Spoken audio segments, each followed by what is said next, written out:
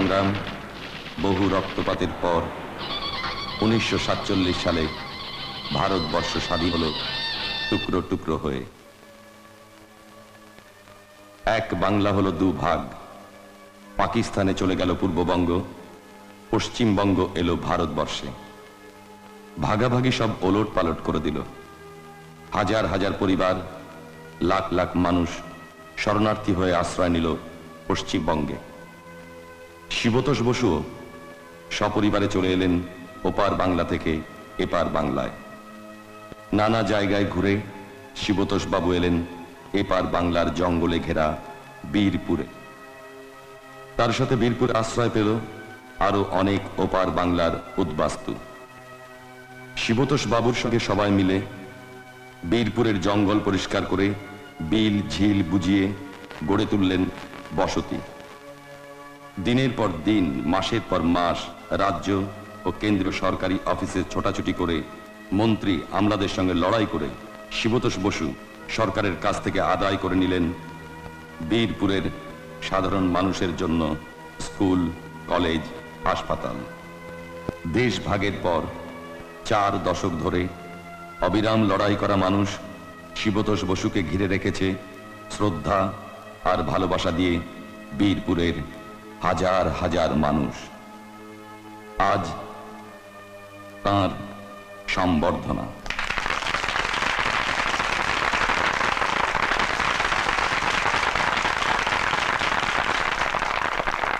এবার আপনাদের সামনে বক্তব্য রাখতে আসছেন বীরপুরের বিশিষ্ট সমাজসেবী শ্রী শিবতোষ বসু মহাশয়।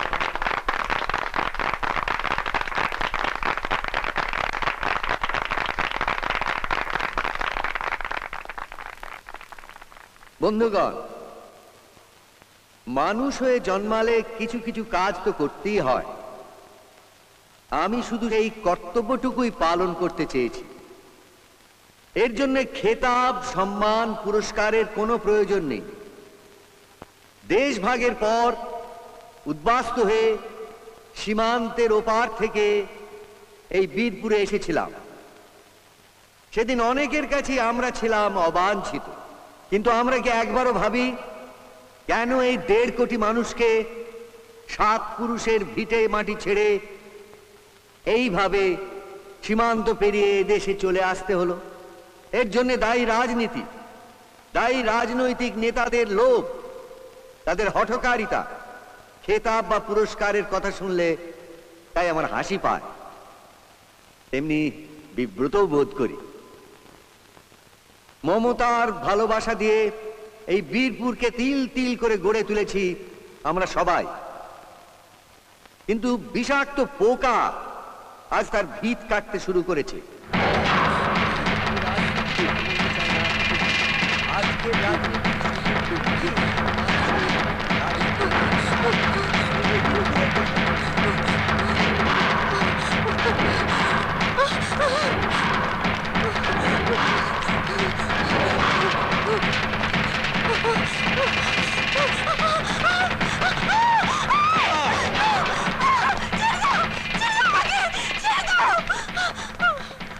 এত সহজে তোকে আমরা ছাড়বো না। আমাদের অনেক কিছু তুই জেনে গেছিস। চল আমার সাথে। আমাদের স্বপ্নের বীরপুর আজ হয়ে দাঁড়িয়েছে দুঃস্বপ্নের ক্রিমিনাল টাউন। এই পরিণতির জন্যই কি আমরা আজীবন যুদ্ধ করেছি? আমার বর্ধনাটাই বড় কথা নয়, খেতাব বা পুরস্কারই শেষ কথা নয়। আসুন আমরা শপথ করি বীরপুরকে ধ্বংস হতে দেব না। আমাদের সন্তানদের আসুন আমরা শেখাই, অন্যায়ের বিরুদ্ধে লড়াই করো, অপরাধীদের চিহ্নিত করো। এটাই আমাদের দায়, এটাই আমাদের দায়িত্ব। নমস্কার। বন্ধুগণ, আমরা আনন্দের সঙ্গে জানাচ্ছি যে বীরপুরের বিশিষ্ট শিল্পপতি শ্যামসুন্দর কর মহাশয় এসে গেছেন। উনি এখন আমাদের বীরপুরের বিশিষ্ট সমাজসেবী শ্রী শিবতোষ বসুকে পুষ্পস্তবক দিয়ে সম্বর্ধনা জানাবেন।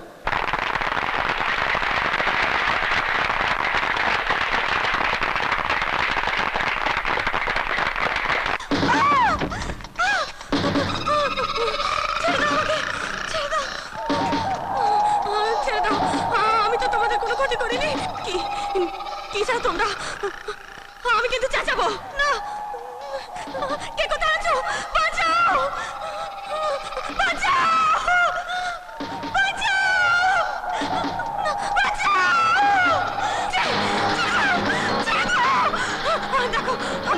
কর্মচারী, আমার গায়ে হাত দিলে পুলিশ তোমাদের ছেড়ে দেবে না। পুলিশ তোকে শেষ করবো, তোর ফ্যামিলিকে শেষ করবো। দেখি তোকে কে বাঁচাতে আসে। দেখি। ডাক, ডাক তোর পুলিশকে।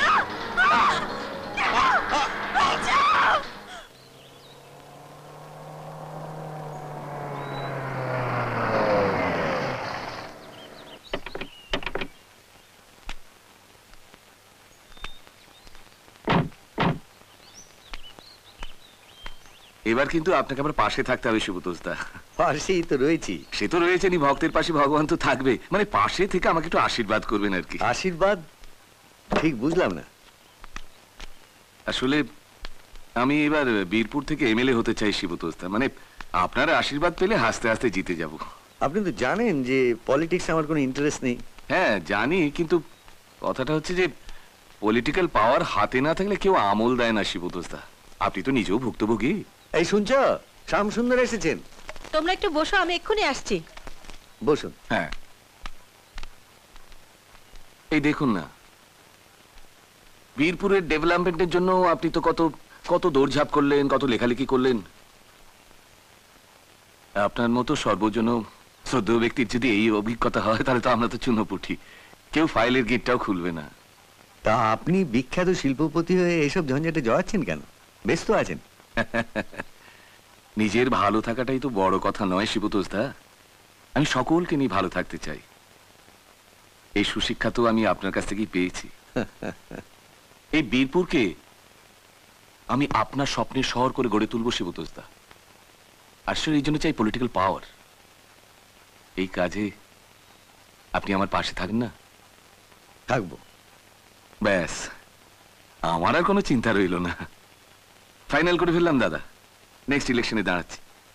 ও হ্যাঁ, এই রণজা এলে বলবেন, এই ওই ব্যাপারটা তো অনেকদিন ধরে পড়ে আছে, আমি কাল এসে বরং ওর সঙ্গে কথা বলে নেব। ঠিক আছে। আগো কি হলো বলো তো? খোকা তো কখনো এত রাত করে না। তাই তো ভাবছি। আমি সেই থেকেই জানলায় দাঁড়িয়ে আছি, রাস্তাঘাট একেবারেই ফাঁকা। আর বীরপুরে যা দশা হয়েছে এখন, রাত হতে না হতেই খুনোখুনি ছেনতাই। আমার কিন্তু ভালো ঠেকছে না বাপু। আরে ওসব ভাবছো কেন? গাড়ি ঘোড়াটা কি ঠিক মতো চলে আজকাল? দেখো গিয়ে কোথাও আটকে পড়েছে।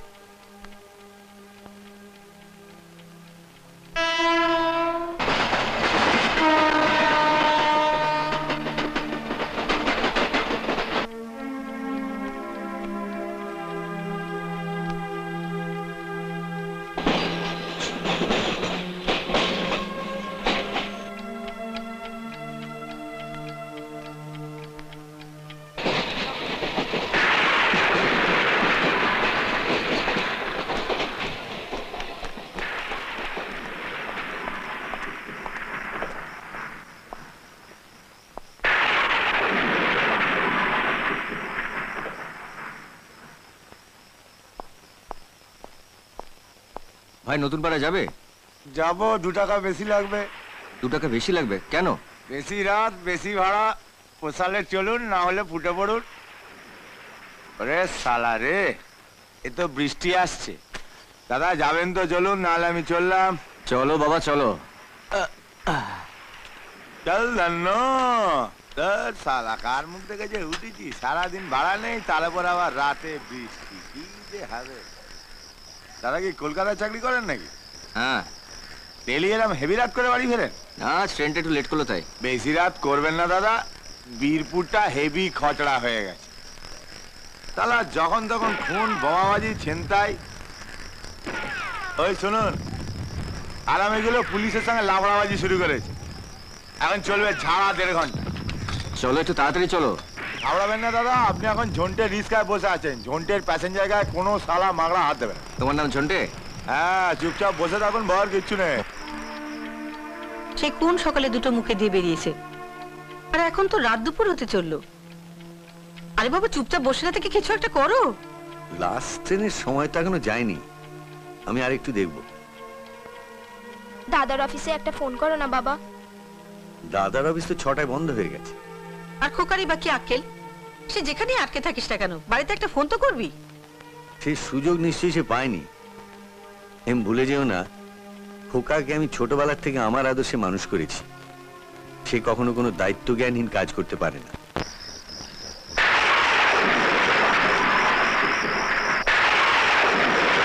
কি হলো, থামলে কেন? ওই দেখুন,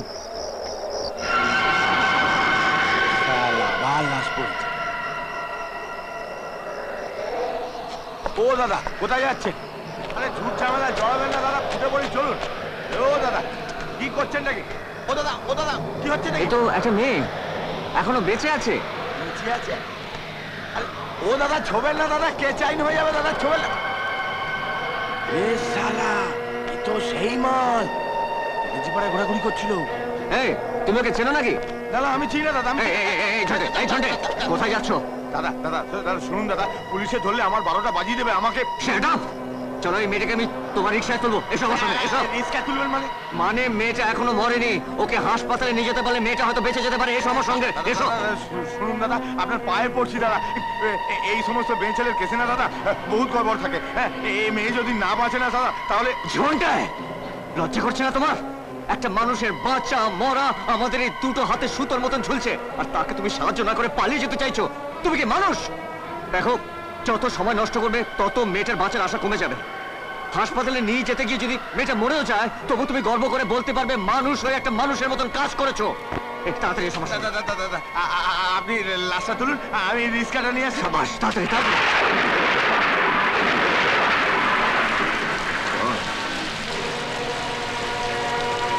ঝন্টে, ঝন্টে, ঝন্টে দাঁড়াও, দাঁড়াও ঝন্টে, ঝন্টে।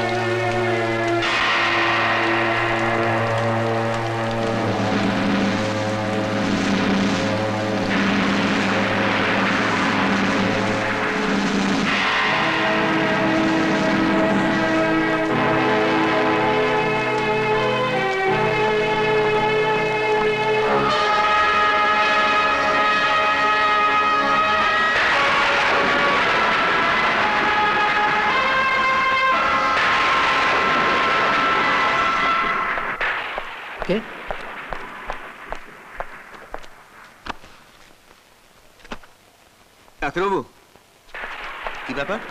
একটু তাড়াতাড়ি চিকিৎসার ব্যবস্থা করুন। দিদি ভাই একেবারে সেন্সলেস হয়ে গেছে, তাড়াতাড়ি। আমি দেখছি। এই ওকে ওটিতে নিয়ে চলো। পেশেন্টকে ছোবেন না স্যার। কেন? আমার মনে হচ্ছে ওই কেউ মেয়েটা সর্বনাশ করে পেছন থেকে ছুরি মেরে ফেলে দিয়েছে। পুলিশ কেস হতে পারে।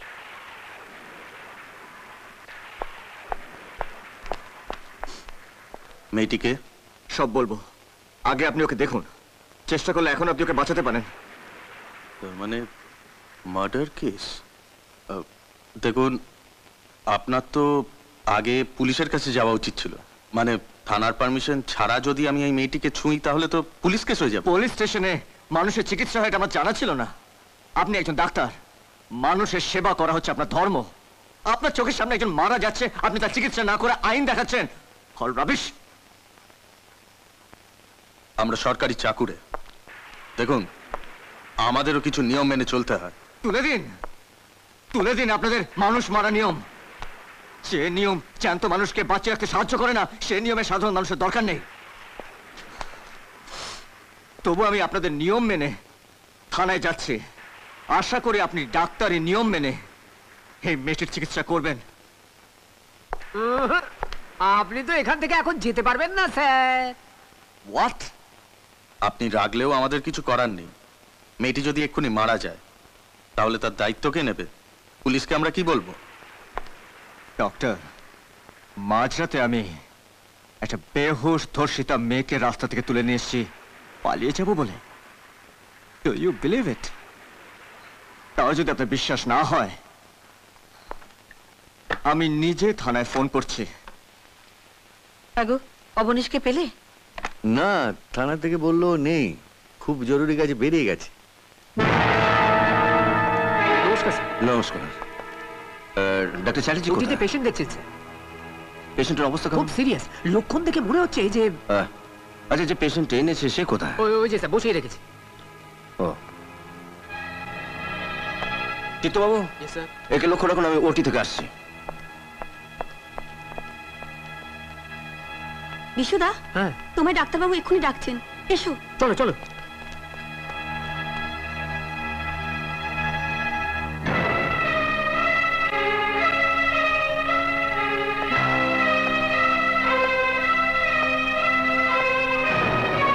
আপনি রণজয় বোস, আপনি আমায় ফোন করেছিলেন? হ্যাঁ। মেয়েটাকে ঠিক কোথায় পেলেন? হাই রোডের ধারে কেউ স্ট্যাপ করে ফেলে রেখে গেছিল। এত রাত্রে আপনি ওখানে কি করছিলেন? আসলে আমি লাস্ট ট্রেনে কলকাতা থেকে ফিরছিলাম, বৃষ্টি পড়ছিল, তাই রিক্সা করে যেতে গিয়ে আমি রাস্তা ধারে মেয়েটাকে দেখি। ওসব গাঁজাখুরি গল্প রাখুন, আসল যেটা সত্যি সেই কথা বলুন। তার মানে মাঝরাতে একটা মরণাপন্ন মেয়েকে রাস্তা থেকে তুলে নিয়ে এসে বাঁচাতে আর আপনি আমায়? এই জেনারেশনের ছেলেদের আমার খুব ভালো করে চেনা আছে। এত রাত্রে একটা অচেনা অজানা মেয়ের জন্য এতটা রিস্ক তারা কখনোই নেবে না। আমার তো আপনাকেই সন্দেহ হচ্ছে। আপনি গন্ডগোলটা পাকিয়েছেন, তারপর সামলাতে না পেরে মেয়েটাকে এখানে নিয়ে এসেছেন। এই সন্দেহটা না করলে আপনার এই পোশাকটাকে আমার সন্দেহ হতো। কি বলতে চান? এই পোশাকটা অনেকটা ওই পুরনো কম্বলের মতন, গায়ে চাপালে সন্দেহের ছাড় পোকাগুলো কাটতে থাকে।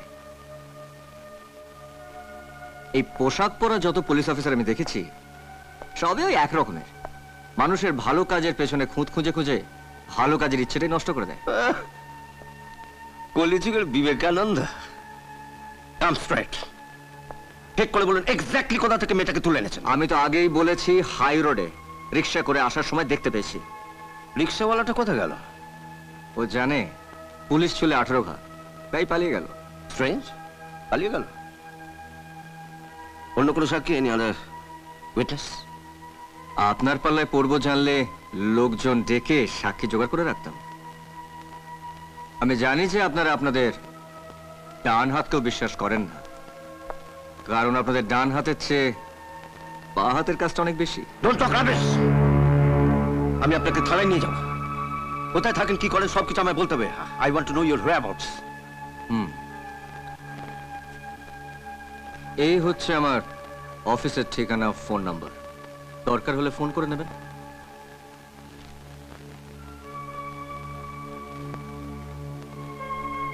Multinational company, Taratala. চাকরিটা তো বেশ ভালোই বাগিয়েছেন। বাগায়নি, অর্জন করতে হয়েছে যোগ্যতা দিয়ে। শিবতোষ বসুর ছেলের কাছে বাগানো কথাটা পাপ। শিবতোষ বসু? কোন শিবতোষ বসু? ওই নতুন পাড়ার ফেমাস সোশ্যাল ওয়ার্কার? আপনি আমার বাবাকে চেনেন দেখছি। স্ট্রেঞ্জ, আপনি শিবতোষ বাবুর ছেলে? ছি ছি ছি ছি ছি ছি ছি ছি। আরে আপনি শিবতোষ বাবুর ছেলে সেটা আগে বলবেন তো। কি হয়েছে জানেন? ওই চোর ছ্যাঁচোর ওয়াগন ব্রেকের সব রোদ্দিমাল ঘেটে ঘেটে ভালো মন্দ তফাৎটাই ভুলে গেছে। তার মানে শিবতোষ বসু আমার বাবা এটা হচ্ছে আমার ভারতের সার্টিফিকেট। Of course. আরে ওরকম বড় মাপের মানুষ এই অঞ্চলে একটাও নেই। তা ছিল তো একটা ফ্যাক্টর, তার কিছু গুণ তো আপনার নিশ্চয়ই থাকবে। কিন্তু এর একটু আগে আপনি যেভাবে কথাগুলো বলছিলেন তাতে মনে হচ্ছিল যে আমি পৃথিবীর সবচেয়ে উচ্চা জঘন্য ক্রিমিনাল। কেন বলুন তো? ওই যে বললেন সন্ধ্যে ছাড় পোকা কোনো কুটুস কুটুস করে কামড়াচ্ছিল। দারুণ বলেছেন। ডক্টর, মেয়েটিকে ভালো করে অ্যাটেন্ড করেছেন তো? উনি করিয়ে ছাড়লেন। ওর কথাগুলো মুখের ওপর চাবুকের মতো পড়ছিল, তাই না করে উপায় ছিল না। আপনি কম্বল পড়েছিলেন? মানে না, কিছু না কিছু না। রঞ্জন বাবু, অনেক রাত হলো, আপনাকে তো অনেক দূর যেতে হবে, পথটা নিয়ে কম নয়। আমি আপনার যাওয়ার ব্যবস্থা করে দিচ্ছি। রামচরণ। Yes sir. এই বাবুকে বাড়িতে পৌঁছে দেবে, আবার জিপটা নিয়ে এখানে চলে আসবে। ঠিক আছে স্যার। আরে দাঁড়ান, ওই মেয়েটির ব্যাপারে আমাকে সাহায্য করুন। হ্যাঁ, নিশ্চয় করবো। আরেকটা কথা, আপনার বাবাকে আমার প্রণাম জানাবেন। উনি আমাকে খুব ভালোবাসেন, স্নেহ করেন। হ্যাঁ, আমি এখানকার OC Roy. Okay, good night. Good night. Good night doctor. Good night. Doctor Chatterjee, আমি একবার মেয়েটিকে দেখতে চাই। ও শিওর, চলুন।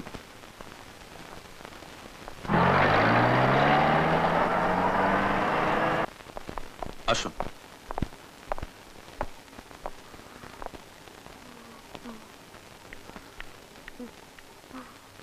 যা বললেন তাতে তো মোটিভটা মার্ডার বলেই মনে হচ্ছে।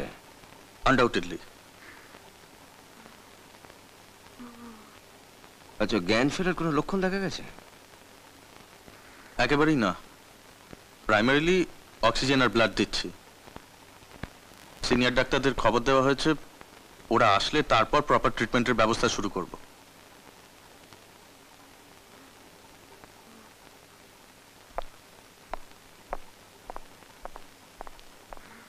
চলতে পারে। আজকাল তো অবরোধ হ্যাঁ না তা না, এই বাইপাসে দিচ্ছে না, কলেজের এই সব ঘটনা ঘটেছে। আমি বরং কাউকে নিয়ে একটু এগিয়ে দেখি।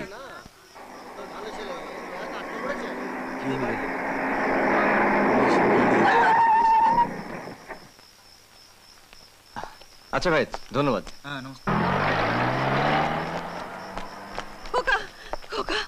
মা, এ কি তুই কাঁদছো কেন? আমি এসে গেছি। তোর গায়ে জামা নেই, তুই পুলিশে জিপে এলি। তোর কিছু হয়নি তো বাবা? আচ্ছা, আমি সারা রাত জানলায় দাঁড়িয়েছিলাম দাদা। কি হয়েছিল রে? আচ্ছা, তোরাও কি বাড়িতে ঢুকতে দিবি তো নাকি? দেখছিস তো কি চেহারা হয়েছে ওর। সারাদিন নিশ্চয়ই খুব দখল গেছে। যাক, আগে বাড়ি থেকে হাত মুখ ধুক, বিশ্রাম নিক, তারপর সব শোনা যাবে। যা তোর সঙ্গে যা। হায় তো।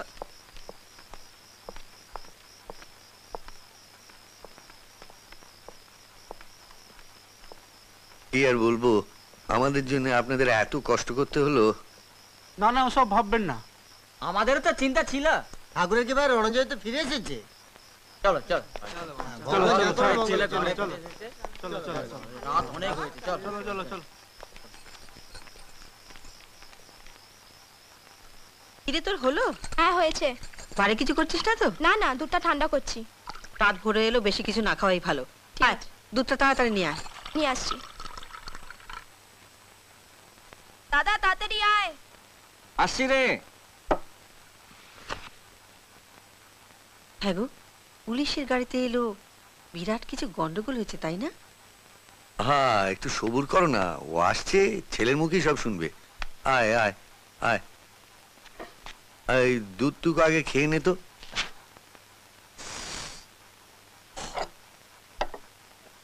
শোন, তোর যদি বেশি টায়ার্ড লাগে তাহলে তুই বরং দুধটুকু খেয়ে শুয়ে পড়। যা শোনার সব কাল শুনবো। পাগল হয়েছ? মুখগুলো দেখো, সারা রাত্রির ঘুমায়নি। বাকি রাতের ঘুমটুকু কেড়ে নেবো? খেয়ে নিচ্ছি আমি। জানো বাবা, বীরপুরে এরকম ঘটনা প্রথম ঘটলো।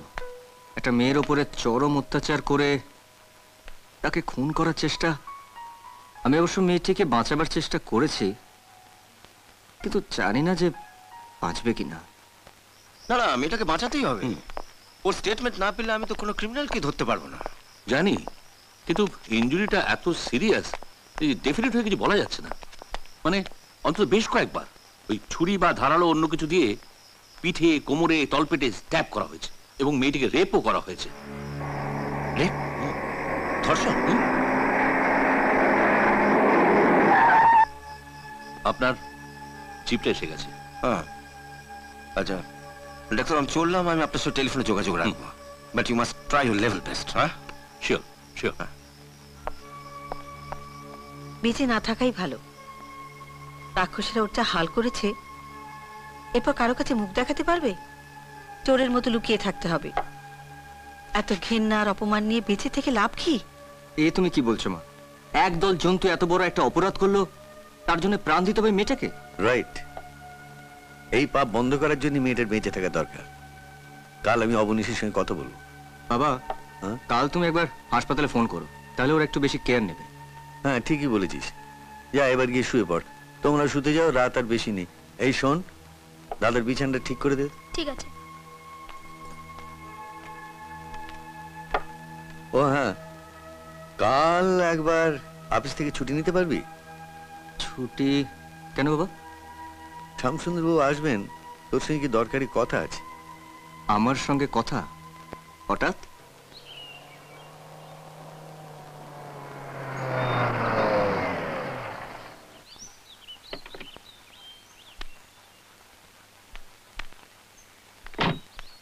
আসুন আসুন। শিবতোষদা, আমাকে এই আপনি আজ্ঞেগুলো ছাড়ুন, আমার খুব অস্বস্তি হয়। আচ্ছা। তুমি করে বলুন তুমি। রণজয় আছে তো? হ্যাঁ আছে, আজ অফিস থেকে ছুটি নিয়েছে, বাড়িতেই আছে। কি রে দাদা, তুই তো কোণে বউকে হার মারালি। ওদিকে শ্যামসুন্দর কাকা তোর জন্য বসে আছে। কতক্ষণ? অনেকক্ষণ। ড্রয়িং রুমে বাবা মার সাথে কথা বলছেন। তাড়াতাড়ি আয় আয়। বাবা, এ তো ভয়ঙ্কর কাণ্ড, ভাবাই যায় না। হ্যাঁ, সেইটি ভাবাচ্ছে। বীরপুরে প্রথম মেয়েদের এরকম লাঞ্ছনা হলো। এই তো, আয়। আরে আরে, এসো বাবা, এসো এসো। আমি শিবতোষদার বৌদির মুখে সব শুনেছি। থাক থাক থাক। হ্যাঁ, কাল রাতে। বসো বসো বসো। শুনেছি শুনেছি, সব শুনেছি। মেয়েটিকে হাসপাতালে পাঠিয়ে তুমি খুব ভালো কাজ করেছো। মানে প্রত্যেক মানুষের তো একটা সামাজিক কর্তব্য আছে। যে মানুষ সোশ্যাল কমিটমেন্ট পালন করে না, সে আবার কি ধরনের মানুষ? রাইট। বাবা, তুমি হাসপাতালে ফোনটা করে দিয়েছো? হ্যাঁ হ্যাঁ, করেছিলাম, জ্ঞান এখনো ফেরেনি। মেয়েটি কে, কোথায় থাকে, বাড়ির লোকে খবর পেলো কিনা, কিছু তো বুঝতে পারছি না। আমি ভাবছি কি বাবা। না না বাবা, তোমাদের আর কিছু ভাবতে হবে না। দেখো, শিবতোষদার অনেক বড় কাজ রয়েছে। তাছাড়া তুমিও নতুন চাকরিতে ঢুকেছো। একজন মানুষ হিসেবে যা যা করণীয়, যা যা কর্তব্য তোমার, তা তো তুমি করেইছো। তুমি আর এর মধ্যে জড়িয়ে না, বুঝলে? এখন থেকে যা করার আমি করব। দাদা, আমি ভাবছি মেয়েটাকে একটা কলকাতার নার্সিংহোমে ভর্তি করে দিলে কেমন হয়? মানে আমার স্টাফেরা দেখাশোনা করবে, তাহলে তার কোনো সমস্যাই রইল না। কি বলেন? ওহো বাবা, এই কাজের কথাটা তাহলে বলি। হ্যাঁ বলুন। আমার একমাত্র মেয়ে রুমি, মানে সুজাতা, কাল দিল্লি থেকে এসেছে। অবশ্য এ ব্যাপারে শিবতোষদার বৌদির সঙ্গে আমার আগেই কথাবার্তা হয়ে গেছে। তবে তোমরা আজকালকার ছেলে মেয়ে, তোমাদের মতামতটা না জানলে তো ব্যাপারটা ফাইনাল করতে পারি না। দেখো, আমার মেয়ে বলে বলছি না, সুজাতা এবার এমএতে ফার্স্ট ক্লাস পেয়েছে, ইচ্ছে আছে রিসার্চ করবে। তা আমি বললাম যে শিবতোষদা, বৌদি আর রানার যদি ইচ্ছে থাকে তো রিসার্চ করবি। মা মরা মেয়ে, বুঝলে, দিল্লিতেই মানুষ, ওই এক পাতানো মাসিমার কাছে বড় হয়েছে। তো বাপ হয়ে তো এবার একটা বন্দোবস্ত করতেই হয়। হ্যাঁ, কি বলেন বৌদি? হ্যাঁ ঠিকই তো, মেয়ে হচ্ছে পরের ধন, বেশি দিন আগলে রাখতে নেই। একেবারে মুখের কথা কেড়ে নিয়েছেন বৌদি। বাবা, এবার তোমাদের চার হাতে এক করে দিতে চাই। বাবা মা যখন মত দিয়েছেন, আমার অমত নেই। কারেক্ট। এই না হলে শিবদাসদার ছেলে। হ্যাঁ বৌদি, এইবার তাহলে একটা শুভ দিন তার আগে যে মিষ্টি মুখ করতে হবে কাকা বাবু। ওরে বাবা, কি কি করেছো মা, এত মিষ্টি! হ্যাঁ, আমি তো ডায়াবেটিসের পেশেন্ট। ওসব বললে শুনছি না, আজ খেতেই হবে। আচ্ছা ঠিক আছে ঠিক আছে, তোমার অনারে একটা খাচ্ছি। বাবা, ফ্যান্টাস্টিক সন্দেশটা। রুমির বিতে আমি এটাই অর্ডার দেবো। চলো রমজা, আমি উঠি, বুঝলে? আমি গাড়িটা পাঠিয়ে দেবো। এই রুমি ওয়েট করবে। হ্যাঁ।